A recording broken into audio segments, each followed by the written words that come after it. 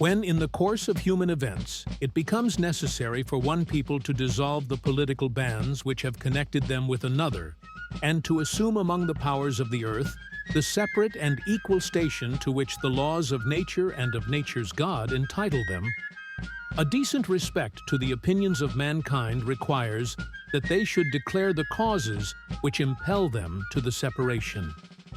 We hold these truths to be self-evident, that all men are created equal, that they are endowed by their Creator with certain unalienable rights, that among these are life, liberty, and the pursuit of happiness.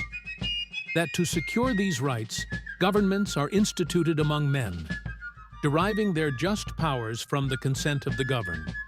That whenever any form of government becomes destructive of these ends, it is the right of the people to alter or to abolish it, and to institute new government, laying its foundation on such principles and organizing its powers in such form as to them shall seem most likely to affect their safety and happiness.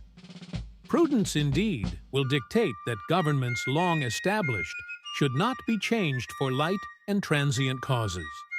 And accordingly, all experience hath shown that mankind are more disposed to suffer, while evils are sufferable, than to right themselves by abolishing the forms to which they are accustomed.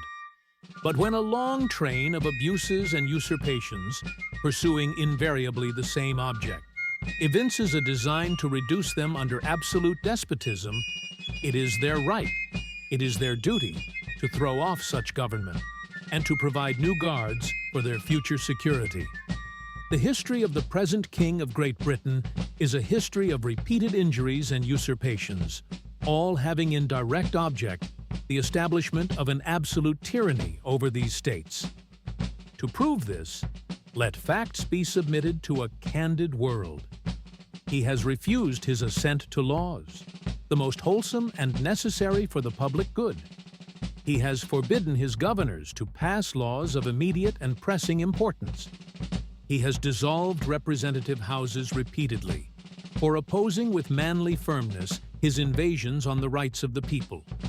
He has obstructed the administration of justice by refusing his assent to laws for establishing judiciary powers.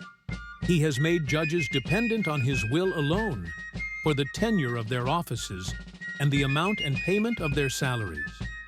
He has kept among us, in times of peace, standing armies without the consent of our legislatures. In every stage of these oppressions, we have petitioned for redress in the most humble terms. Our repeated petitions have been answered only by repeated injury. A prince, whose character is thus marked by every act which may define a tyrant, is unfit to be the ruler of a free people. We, therefore, the representatives of the United States of America, in General Congress, assembled, appealing to the Supreme Judge of the world for the rectitude of our intentions, do, in the name and by authority of the good people of these colonies, solemnly publish and declare that these united colonies are, and of right ought to be, free and independent states, that they are absolved from all allegiance to the British Crown, and that all political connection between them and the state of Great Britain is and ought to be totally dissolved, and that as free and independent states, they have full power to levy war, conclude peace, contract alliances, establish commerce, and to do all other acts and things which independent states may of right do. And for the support of this declaration, with a firm reliance on the protection of divine providence, we mutually pledge to each other our lives, our fortunes, and our sacred honor.